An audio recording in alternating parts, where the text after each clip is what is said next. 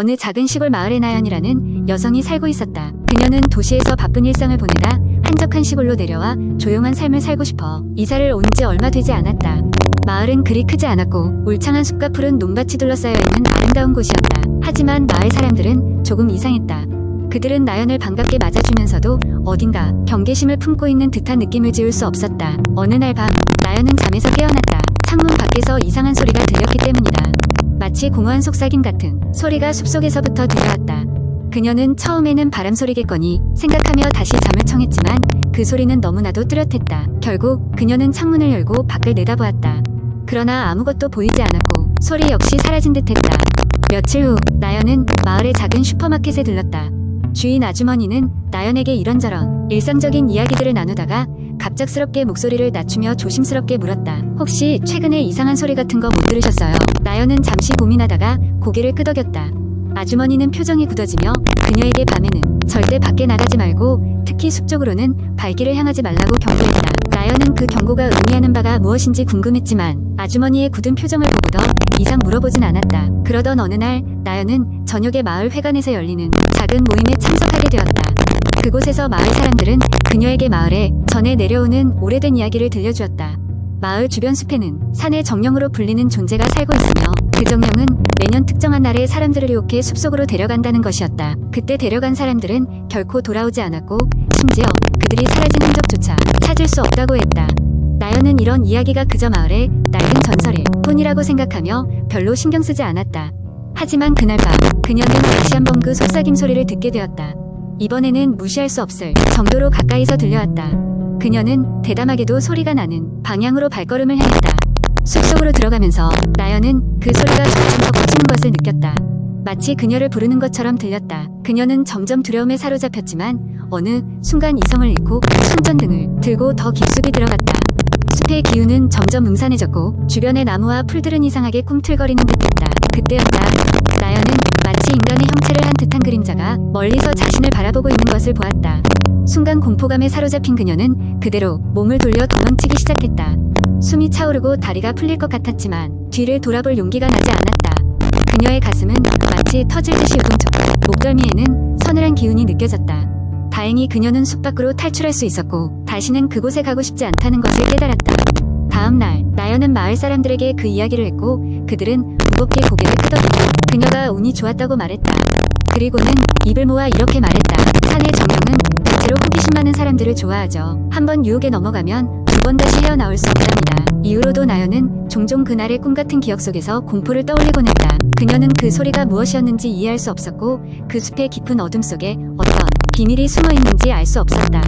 그러나 확실한 것은 그곳은 인간이 쉽게 발을 들여놓을 수 있는 곳이 아니었다는 것이다. 결국 나연은 몇 달 후 도시로 돌아가기로 했다. 비록 숲의 비밀은 풀리지 않았지만 그녀에게는 더 이상의 기묘한 체험은 필요하지 않았다. 모든 것은 여전히 그 마을에 남아 밤이면 숲속으로부터 속삭임이 들리고 있었다. 하지만 이제 그녀는 안전한 거리에 있을 수 있었다. 두 번째 이야기. 나는 서울의 한 대학에 다니는 평범한 대학생이었다. 매일 강의와 아르바이트로 바쁜 일상을 보내던 중 어느 날 친구들과 함께 학교 근처에 새로 생긴 카페에 가기로 했다. 이번 카페는 특이하게도 오래된 저택을 개조하여 만든 곳이라며 화제가 되었다. 그 카페는 블루 문이라는 이름으로 낮에는 평범한 커피숍이지만 밤이 되면 소규모 뮤지컬과 공연도 자주 열려 사람들로 붐볐다. 우리도 그날 밤 그곳에서 열리는 작은 공연을 보기로 하고 모였다. 카페에 들어서자 고풍스러운 인테리어와 은은한 조명이 우리를 맞이했다. 공연이 시작되기 전 우리는 2층 구석에 자리를 잡고 음료를 주문했다. 2층에는 어두운 분위기 속에서 조용히 책을 읽거나 대화를 나누는 사람들이 간간히 보였다. 그중 내 시선을 끈 건 한 여성이 혼자 창가에 앉아 있었던 것이다. 긴 머리와 창백한 얼굴이 왠지 모르게 섬뜩했다. 공연이 시작되고 우리는 공연을 즐기기 시작했다. 하지만 공연 내내 내 시선은 자꾸만 그 여성에게로 향했다. 그녀는 미동도 없이 창밖을 바라보고 있었다. 공연이 끝난 후 나는 호기심에 친구들에게 그녀에 대해 물었다. 저기 창가에 앉아있는 여자 봤어? 혼자서 계속 밖을 바라보고 있던데. 그러자 친구 중 한 명이 얼굴을 찌푸리며 말했다. 무슨 소리야? 창가에 아무도 없었는데. 순간 등골이 서늘해졌다. 분명히 나는 그녀를 봤는데 다른 사람들은 아무도 못 봤다니. 그날 이후로도 그 카페가 계속 신경 쓰였다. 어느 날 밤 혼자 그 카페에 다시 가보기로 했다. 카페에 들어서자 이전과 같은 곳에 앉아 있던 그녀를 다시 볼 수 있었다. 이번에는 좀 더 가까이서 그녀를 보고자 용기를 내어 그녀의 테이블 쪽으로 다가갔다. 점점 가까워질수록 나도 모르게 심장이 빨리 뛰기 시작했다.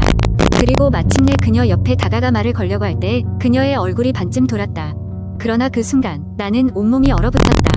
그녀의 얼굴은 실눈을 하고 있었고 무표정한 얼굴엔 무언가 저승에서 날아온 것 같은 싸늘한 기운이 감돌았다. 나는 비명을 지르며 뒤로 물러났고 그 순간 그녀는 사라졌다. 당황해서 2층에서 내려와 사장이자 바리스타인 아저씨에게 다가가 조심스럽게 물었다. 저기 혹시 2층에서 무슨 일이 있었나요? 아까 거기에 어떤 여자가 있었는데. 아저씨는 한숨을 내쉬며 말했다. 그 자리는 원래 이 저택의 딸이 앉던 자리였습니다. 그녀는 몇 해 전 슬프게도 젊은 나이에 세상을 떠났지요. 가끔 그 자리를 지키는 모습이 사람들이 보인다고 하더군요. 하지만 두려워할 필요는 없어요. 그녀는 누구에게도 해를 끼치지 않으니. 나는 아저씨의 말을 듣고 나서야 마음을 조금 진정시킬 수 있었다. 그날 이후로도 그 카페에 여러 번 갔지만 다시는 그녀를 본 적이 없었다. 그러나 가끔씩 창가에 앉아있을 때면 나도 모르게 누군가가 나를 바라보며 미소 짓고 있는 것 같은 기분을 피할 수 없었다. 그 후로 그 카페는 계속 나에겐 특별한 의미로 남았다. 무언가 신비롭고 동시에 알 수 없는 두려움과 호기심을 주는 그런 곳으로 말이다. 세 번째 이야기. 어느 작은 시골 마을에 한 오래된 2층짜리 집이 있었습니다. 그 집은 수십 년간 아무도 거주하지 않아 현관처럼 변했지만 과거에는 마을에서 가장 부유한 가족이 살던 곳이었습니다. 하지만 그 가족이 참혹한 사고로 모두 사망하면서 그 이후로 집은 버려졌습니다. 사람들은 그 집에 귀신이 산다고 믿었고 아무도 그 집 근처에 가지 않았습니다. 하지만 호기심 많은 젊은 청년 몇 명이 공포 이야기를 듣고 집을 탐험해보기로 결정했습니다. 그들은 늦은 밤에 손전등을 준비해 몰래 그 집으로 들어갔습니다. 문은 부식되어 쉽게 열렸고 내부는 먼지와 거미줄로 가득했습니다. 그들은 집안을 둘러보다가 2층에 있는 방 한 곳을 발견했는데 그 방의 문에는 이상한 기호들이 새겨져 있었습니다. 호기심에 가득 찬 그들은 문을 열고 방 안으로 들어갔습니다. 방 안에는 낡은 피아노 한 대가 들어있었고 책장에는 오래된 책들이 꽂혀 있었습니다. 그중 한 청년이 책장에 있는 책을 무심코 뽑았을 때 갑자기 피아노가 저절로 연주되기 시작했습니다. 그들은 깜짝 놀라 피아노를 쳐다보았지만 피아노 앞에는 아무도 없었습니다. 갑작스러운 소리에 당황한 그들은 방을 나가려 했으나 방의 문은 굳게 닫혀 열리지 않았습니다. 그들은 두려움에 사로잡혀 문을 두드리며 도움을 요청했지만 아무도 들을 리 없었습니다. 그때 방 안에 불빛이 깜빡거리기 시작하며 거울 속에서 사람의 형체가 서서히 나타났습니다. 그것은 몇십 년 전 그 집에서 사망한 가족의 가장이었습니다. 가장은 무표정한 얼굴로 그들을 바라보며 느리게 입을 열었습니다. 여기서 나가는 길은 단 한 가지뿐이다. 그의 목소리는 마치 먼 곳에서 들려오는 메아리 같았습니다. 청년들은 소름이 돋아 그 말을 따르기로 했습니다. 가장은 손으로 바닥을 가리켰고 바닥에는 작은 문이 하나 있었습니다. 그들은 급히 발걸음을 재촉해 그 문을 열고 들어갔습니다. 좁고 어두운 통로가 있었고 통로는 끝도 없이 이어져 있었습니다. 벽에는 오래된 사진들이 걸려 있었는데 사진 속 인물들은 점점 그들을 쳐다보는 듯한 느낌을 주었습니다. 한참을 걸어가자 통로 끝에 또 다른 문이 나타났고 그들은 문을 밀쳐 열었습니다. 문 밖으로 나가자마자 그들은 집 뒷뜰에 서 있었습니다. 마치 시간이 되감긴 듯 그들은 해가 밝게 뜬 아침에 공기에 쌓여 있었습니다. 놀란 마음을 진정시키며 뒤돌아보니 그 집은 더 이상 낡고 폐허가 된 집이 아니었습니다. 새롭고 잘 관리된 모습으로 집은 그저 조용히 서 있었습니다. 자신들이 겪은 일이 무엇이었는지 꿈인지 현실인지 알 수 없는 그들은 집을 등지고 마을로 돌아왔습니다. 그 이후 그 청년들은 절대 그 집에 다시 가지 않았으며 그 사건에 대해 말하길 꺼려했습니다. 하지만 그날 이후로 그 집은 더 이상 흉가로 불리지 않았습니다. 마을 사람들은 그저 집이 오래된 가족의 추억을 간직한 채 조용히 시간을 보내는 곳이라 생각하게 되었습니다. 그리고 그 집에 대한 이야기는 도시, 전설처럼 사람들 사이에서 떠돌기 시작했고 용감한 사람들만이 그 집을 다시 찾아갔습니다. 하지만 그들 중 누가 그 집에서 무슨 일을 겪었는지는 아무도 알지 못했습니다. 네 번째 이야기인 인터넷에서 떠도는 한국 공포 썰 중 하나는 귀신 들린 아파트 이야기입니다. 이 이야기는 서울 외곽 한 아파트 단지에서 일어났던 기이한 현상을 다루고 있습니다. 2000년대 초반 서울의 외곽에 새로 지어진 아파트 단지에 많은 사람들이 이주해 오기 시작했습니다. 이 아파트는 접근성이 좋고 가격도 합리적이어서 다수의 젊은 부부와 가족들이 정착하게 되었습니다. 아파트가 지어진 지 얼마 되지 않아 단지는 매우 현대적인 시설과 쾌적한 환경을 자랑했습니다. 모두가 행복해 보였지만 몇 달이 지나면서 주민들 사이에서는 기이한 소문이 돌기 시작했습니다. 가장 먼저 이상한 일을 겪은 것은 13층에 살던 한 가족이었습니다. 어느 날 밤 늦게 귀가한 가장은 현관문을 열고 들어가던 중 누군가 자신의 이름을 부르는 소리를 들었습니다.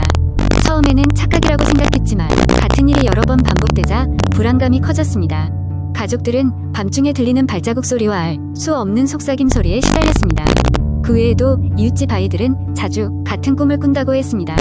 꿈속에서 어떤 아저씨가 자신들을 아래층으로 데려가려고 한다는 것이었습니다. 이 꿈을 반복적으로 꾼 아이들은 매우 불안해했고 부모들은 이에 대해 의논하기 시작했습니다. 또 다른 주민들은 엘리베이터에 이상한 점이 있다고 주장했습니다.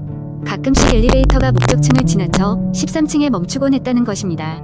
심지어 버튼도 누르지 않았는데 엘리베이터가 문을 열자 아무도 없는 나쁜 복도가 드러났습니다. 이러한 사건들이 반복되며 주민들의 불안감은 점점 커져갔습니다. 그러던 중 한 가족의 청소년 딸이 새벽에 이유 없이 아파트 단지를 배회하던 중 갑작스럽게 사라지는 사건이 발생했습니다. 경찰과 주민들은 그녀를 찾기 위해 아파트 주변을 샅샅이 뒤졌지만 딸은 여전히 아파트에서 멀리 떨어진 곳에서 혼란한 상태로 발견되었습니다. 그녀는 자신이 어디에 있었는지 어떻게 그곳에 가게 되었는지 전혀 기억하지 못했습니다.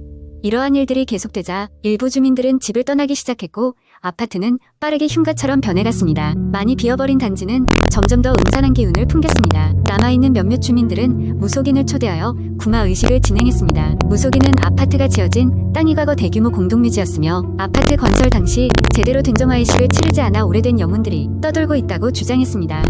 구마 의식으로 이상현상은 차츰 사라졌고 주민들은 다시 안정을 되찾았습니다.